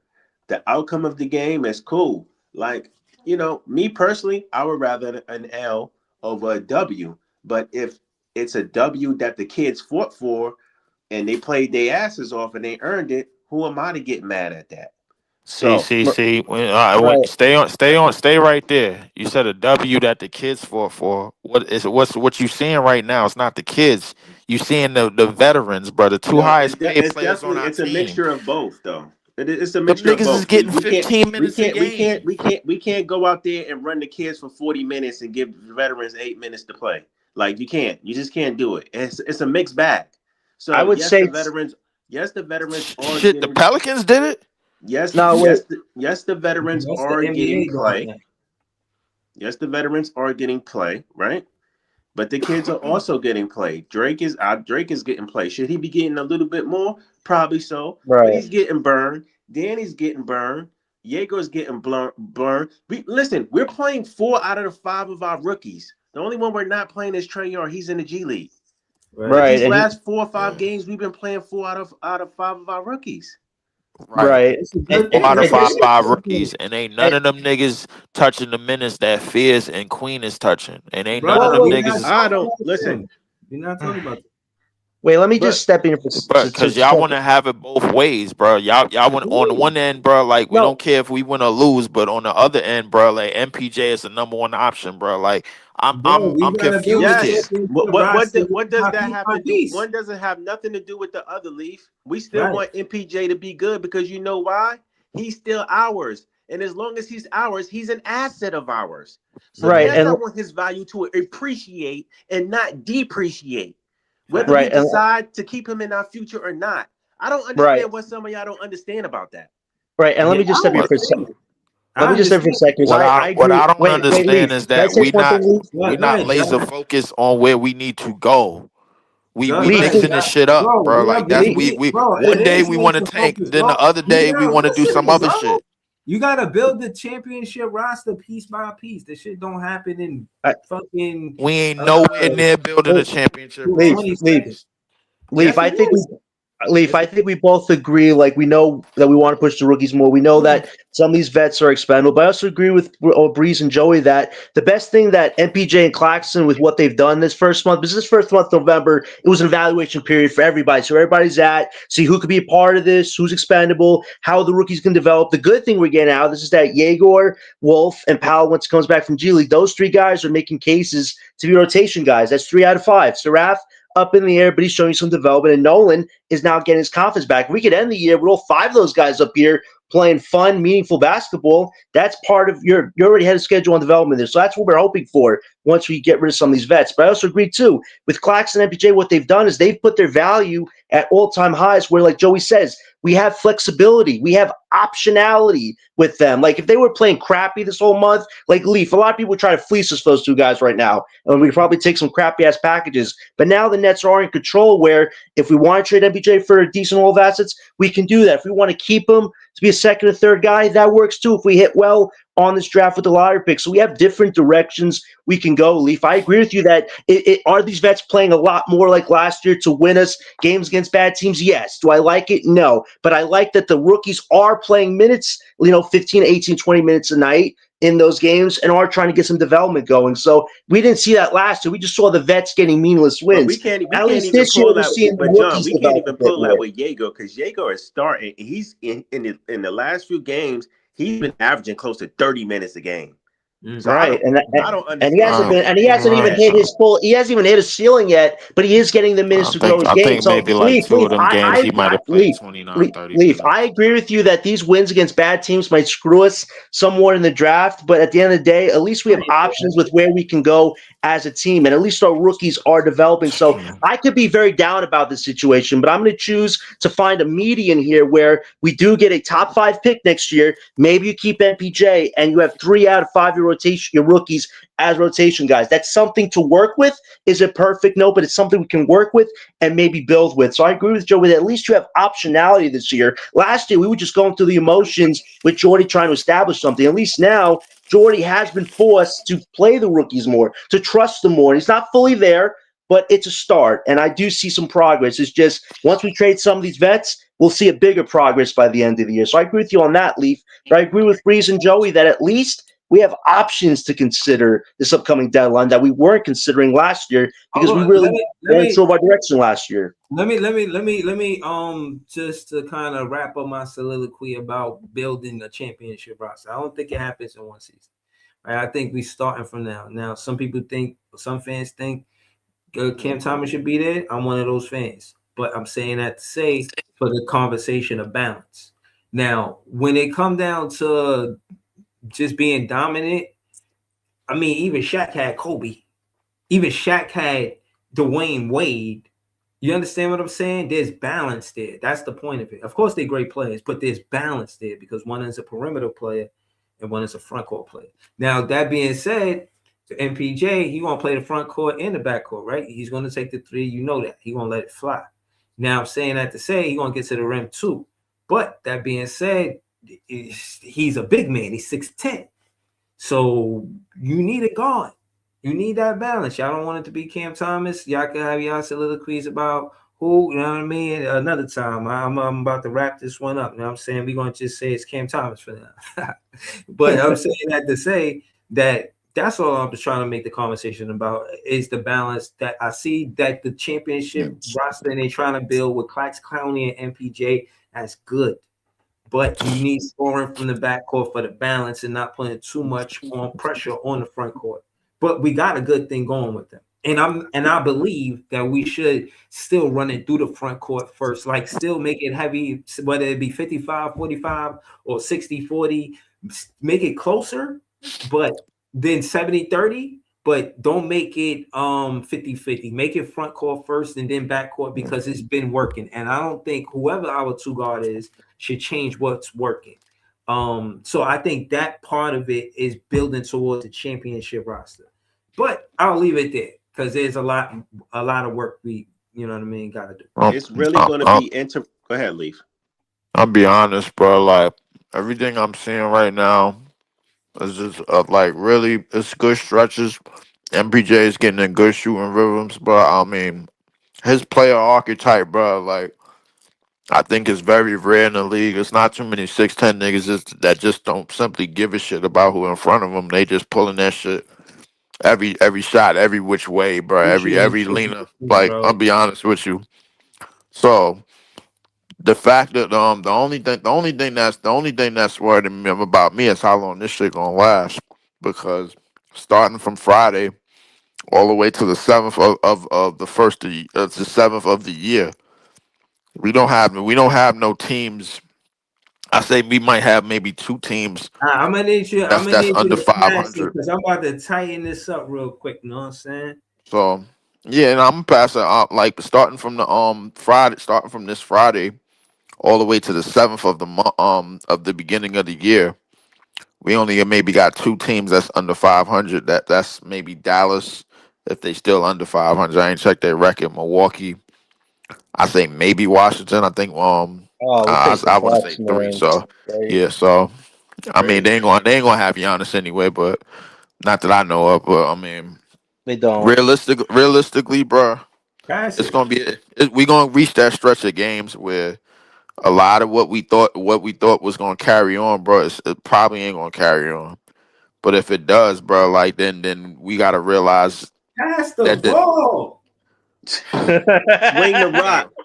If I listen, hold on, bro. No, I was trying to close the show. Okay, all right. You got a shot clock, Leaf. It ain't a shot. Listen, you got 24 seconds. Yo, you gotta put a shot. We gotta put a shot clock at the end of the show. But you gotta put a shot clock. Listen, I'm gonna end it with this.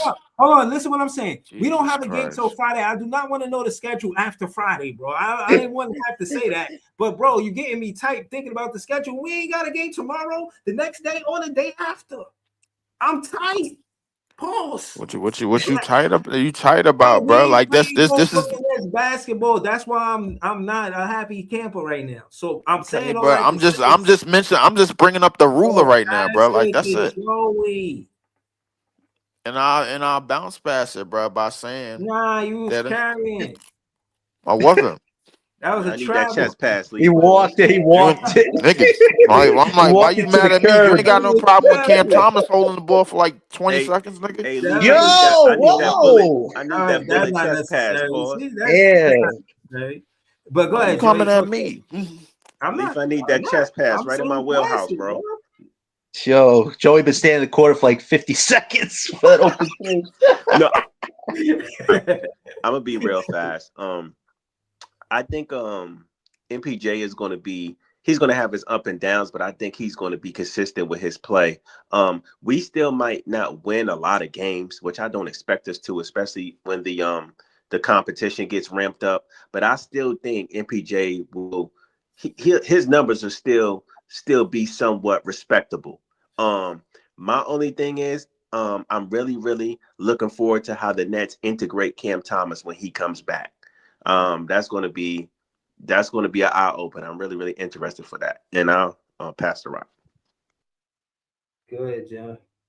Nah, I think it'll be interesting to see how that happens. I think the answer that we did get from Jordy is that it's probably gonna be off the bench, but it's gonna see how Cam fits in that dynamic and maybe fits with the starting unit if they have to mix it up at a certain point. But we'll see how that goes. I think from December 15th, February 5th, it's gonna be an interesting time for the Brooklyn Nets because, like you keep saying, Joe, we put ourselves in a very good position. We have extra cap space to work. We can pull off multiple trades, collect multiple assets. We can really position ourselves for a busy summer where the Nets have to make different winning moves. But I think right now it's good that we're seeing the rookies develop. I think Danny Wolf, this guy's really integrated himself so quickly with the Brooklyn base. I mean, now there's a wolf horn call for him at Barclays, which is amazing. Like, you could just see Danny Wolf with the confidence and aggression. Like, he wants to be a part of this long term. Yegor, he manifested on his when he trained with us that one time that he wanted to be a Brooklyn Net. Even Drake Powell, you could just tell the defensive intensity. He wants to give his all for his team. So it's good to see the rookies want to be here from day one. Like, you can see it and you can feel it on the court. So I think that's been a good thing that we've seen towards the middle end of this month that we weren't seeing in the beginning of the month. And for December is just let's make the most of the opportunities, let the rookies keep developing, and whatever business decisions this organization makes, it puts us in the best position possible to draft the top pick next year and start winning again, winning for the base, winning for everybody. And I think the Brooklyn base is in a way better field when everything's clicking like that. So even though it's tough times right now, we've done a good job getting through it, and hopefully great times are coming in Brooklyn's future for sure. Yo. Oh, let me see something real quick. I'm gonna start hitting y'all with this, you know what I'm saying? And it's no offensively for nobody, you know what I mean? But you know, I'll be having to go sometimes. But you know what I mean? I guess like you go on, people go on their soliloquies, they don't know when to stop. So you know, when this 30 seconds is up, I'm gonna practice closing out in 30 seconds, right? Now make it 24 seconds, man, like the shot clock. All right, so I'm gonna try to make it 24 seconds. You know what I'm saying? All right, so here we go.